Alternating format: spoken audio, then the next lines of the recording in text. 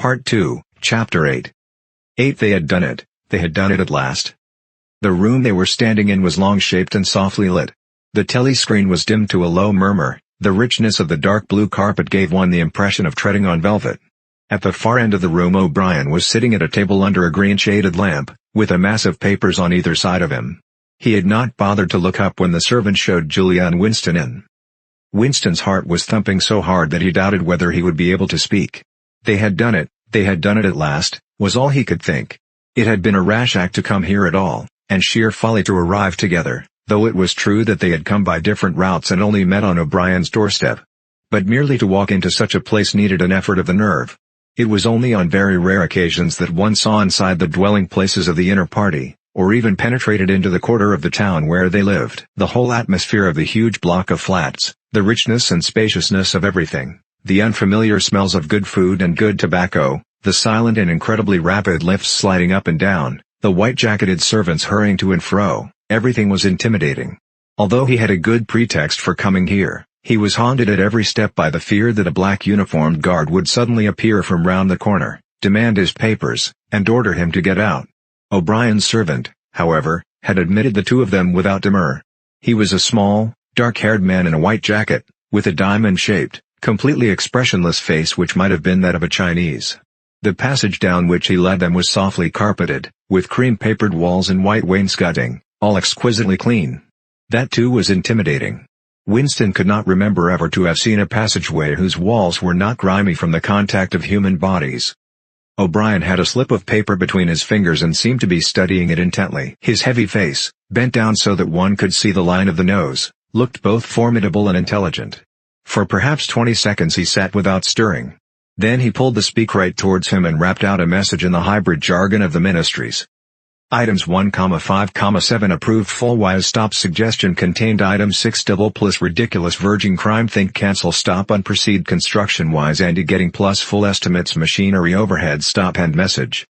He rose deliberately from his chair and came towards them across the soundless carpet. A little of the official atmosphere seemed to have fallen away from him with the new speak words, but his expression was grimmer than usual, as though he were not pleased at being disturbed. The terror that Winston already felt was suddenly shot through by a streak of ordinary embarrassment. It seemed to him quite possible that he had simply made a stupid mistake. For what evidence had he in reality that O'Brien was any kind of political conspirator? Nothing but a flash of the eyes and a single equivocal remark. Beyond that, only his own secret imaginings, founded on a dream. He could not even fall back on the pretense that he had come to borrow the dictionary, because in that case Julia's presence was impossible to explain. As O'Brien passed the telescreen a thought seemed to strike him. He stopped, turned aside and pressed a switch on the wall. There was a sharp snap. The voice had stopped.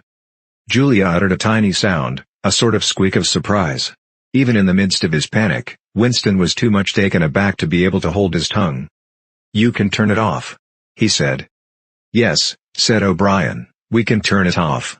We have that privilege." He was opposite them now. His solid form towered over the pair of them, and the expression on his face was still indecipherable. He was waiting, somewhat sternly, for Winston to speak, but about what? Even now it was quite conceivable that he was simply a busy man wondering irritably why he had been interrupted. Nobody spoke. After the stopping of the telescreen the room seemed deadly silent.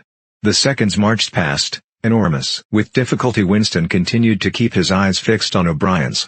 Then suddenly the grim face broke down into what might have been the beginnings of a smile.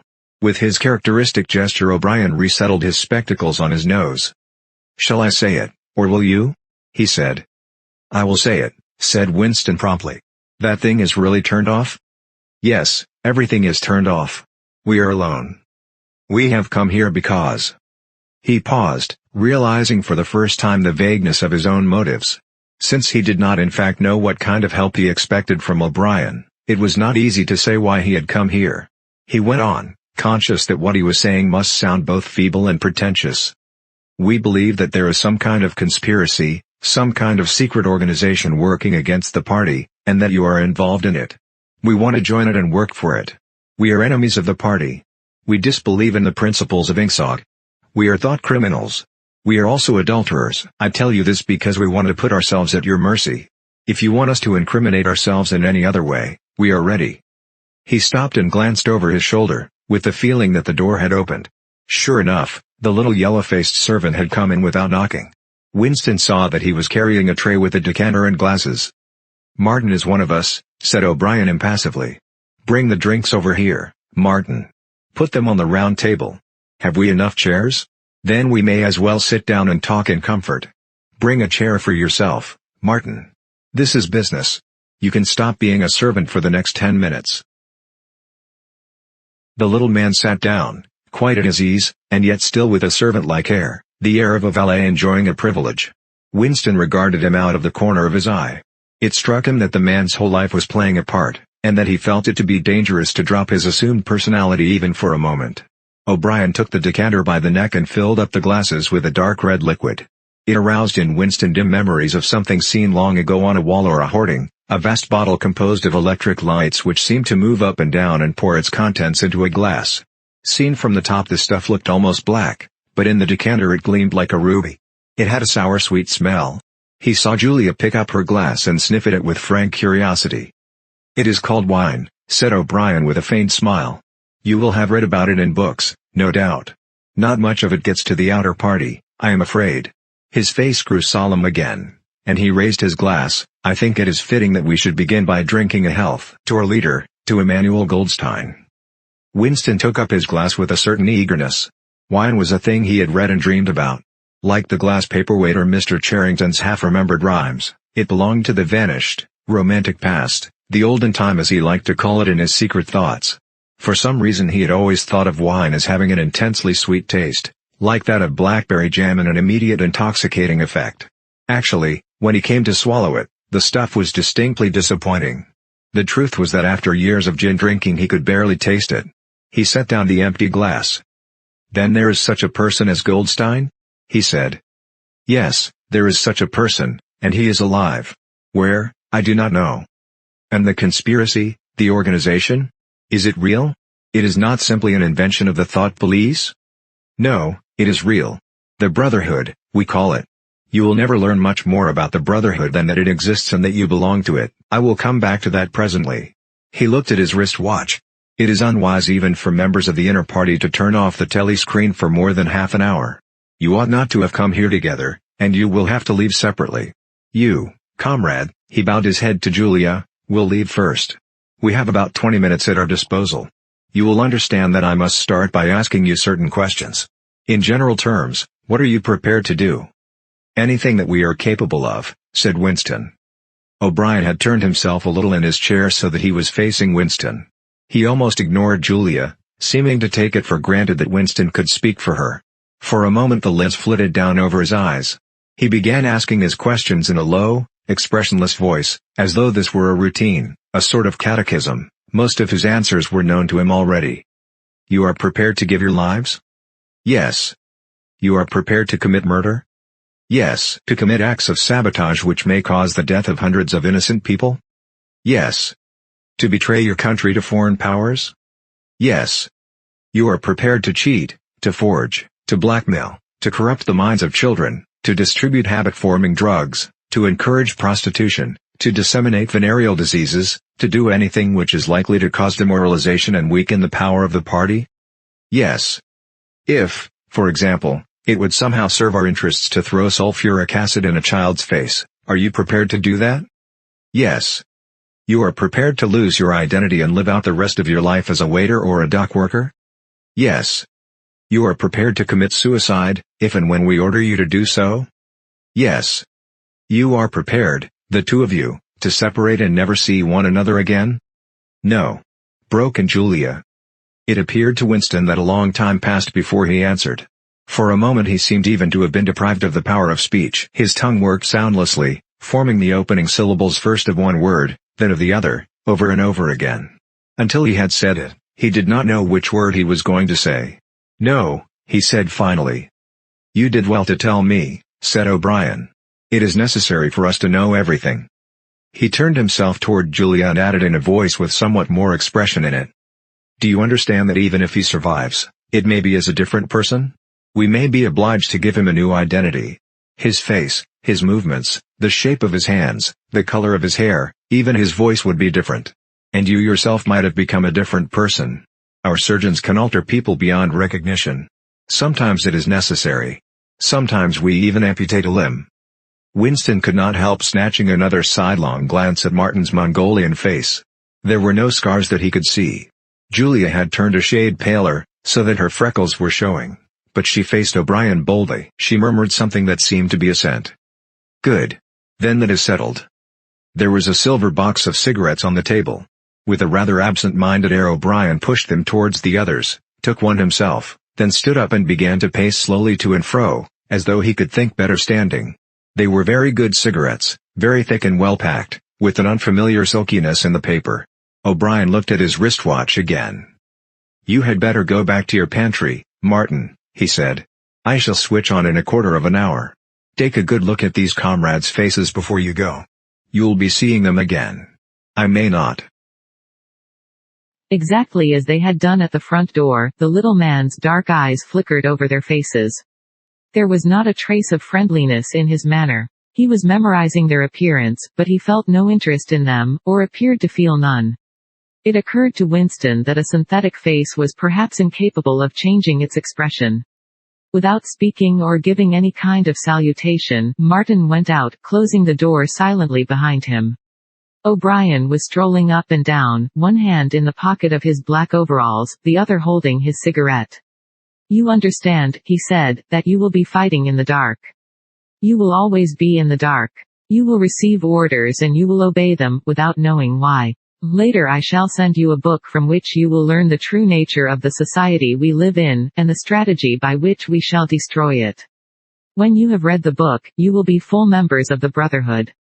But between the general aims that we are fighting for and the immediate tasks of the moment, you will never know anything. I tell you that the Brotherhood exists, but I cannot tell you whether it numbers 100 members, or 10 million.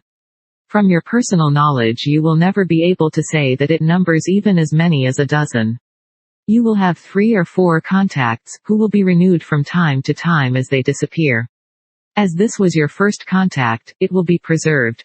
When you receive orders, they will come from me. If we find it necessary to communicate with you, it will be through Martin. When you are finally caught, you will confess. That is unavoidable, but you will have very little to confess, other than your own actions. You will not be able to betray more than a handful of unimportant people. Probably you will not even betray me. By that time I may be dead, or I shall have become a different person, with a different face."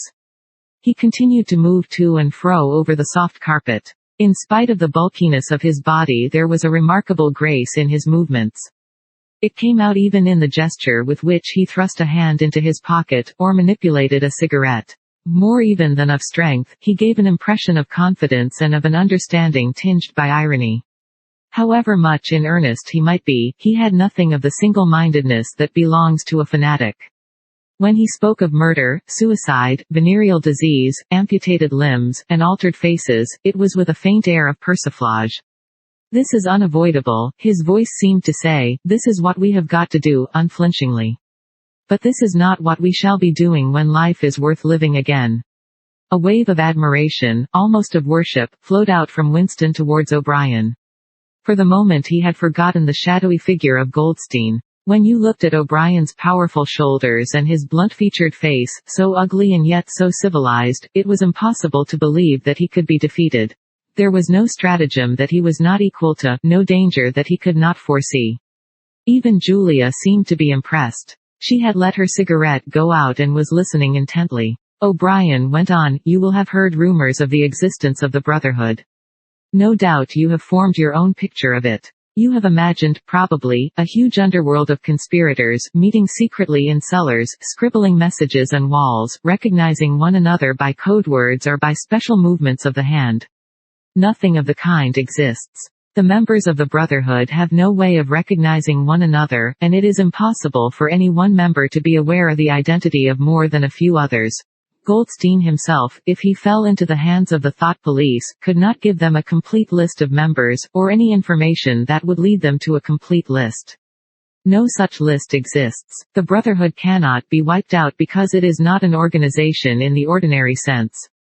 Nothing holds it together except an idea which is indestructible. You will never have anything to sustain you, except the idea. You will get no comradeship and no encouragement. When finally you are caught, you will get no help. We never help our members. At most, when it is absolutely necessary that someone should be silenced, we are occasionally able to smuggle a razor blade into a prisoner's cell. You will have to get used to living without results and without hope. You will work for a while, you will be caught, you will confess, and then you will die. Those are the only results that you will ever see. There is no possibility that any perceptible change will happen within our own lifetime. We are the dead. Our only true life is in the future. We shall take part in it as handfuls of dust and splinters of bone. But how far away that future may be, there is no knowing. It might be 1,000 years. At present nothing is possible except to extend the area of sanity little by little. We cannot act collectively. We can only spread our knowledge outwards from individual to individual, generation after generation. In the face of the thought police there is no other way. He halted and looked for the third time at his wristwatch. It is almost time for you to leave, comrade, he said to Julia. Wait, the decanter is still half full. He filled the glasses and raised his own glass by the stem. What shall it be this time? He said, still with the same faint suggestion of irony. To the confusion of the thought police? To the death of Big Brother? To humanity? To the future? To the past, said Winston. The past is more important, agreed O'Brien gravely. They emptied their glasses, and a moment later Julia stood up to go. O'Brien took a small box from the top of a cabinet and handed her a flat white tablet which he told her to place on her tongue. It was important, he said, not to go out smelling of wine. The lift attendants were very observant. As soon as the door had shut behind her he appeared to forget her existence. He took another pace or two up and down, then stopped. There are details to be settled, he said. I assume that you have a hiding place of some kind? Winston explained about the room over Mr. Charrington's shop. That will do for the moment. Later we will arrange something else for you. It is important to change one's hiding place frequently. Meanwhile I shall send you a copy of the book. Even O'Brien, Winston noticed, seemed to pronounce the words as though they were in italics. Goldstein's book, you understand, as soon as possible. It may be some days before I can get hold of one. There are not many in existence, as you can imagine. The thought police hunt them down and destroy them almost as fast as we can produce them. It makes very little difference. The book is indestructible. If the last copy were gone, we could reproduce it almost word for word. Do you carry a briefcase to work with you? He added. As a rule, yes. What is it like? Black, very shabby. With 2 straps. Black, 2 straps, very shabby, good. One day in the fairly near future, I cannot give a date, one of the messages among your morning's work will contain a misprinted word, and you will have to ask for a repeat. On the following day you will go to work without your briefcase. At some time during the day, in the street, a man will touch you on the arm and say I think you have dropped your briefcase. The one he gives you will contain a copy of Goldstein's book. You will return it within 14 days. They were silent for a moment. There are a couple of minutes before you need go, said O'Brien. We shall meet again, if we do meet again dash. Winston looked up at him. In the place where there is no darkness? He said hesitantly. O'Brien nodded without appearance of surprise. In the place where there is no darkness, he said, as though he had recognized the allusion. And in the meantime, is there anything that you wish to say before you leave? Any message? Any question? Winston thought. There did not seem to be any further question that he wanted to ask, still less did he feel any impulse to utter high-sounding generalities. Instead of anything directly connected with O'Brien or the Brotherhood, there came into his mind a sort of composite picture of the dark bedroom where his mother had spent her last days, and the little room over Mr. Charrington's shop, and the glass paperweight, and the steel engraving in its rosewood frame. Almost at random he said, Did you ever happen to hear an old rhyme that begins oranges and lemons, say the bells of St. Clement's? Again O'Brien nodded. With a sort of grave courtesy he completed the stanza. Oranges and lemons, say the bells of St. Clement's. You owe me 3 farthings, say the bells of St. Martin's. When will you pay me? Say the bells of Old Bailey. When I grow rich, say the bells of Shoreditch. You knew the last line, said Winston. Yes, I knew the last line. And now, I am afraid, it is time for you to go. But wait. You had better let me give you one of these tablets. As Winston stood up O'Brien held out a hand. His powerful grip crushed the bones of Winston's palm. At the door Winston looked back, but O'Brien seemed already to be in process of putting him out of mind. He was waiting with his hand on the switch that controlled the telescreen. Beyond him Winston could see the writing table with its screen-shaded lamp and the speakwrite and the wire baskets deep laden with papers. The incident was closed. Within 30 seconds, it occurred to him, O'Brien would be back at his interrupted and important work on behalf of the party.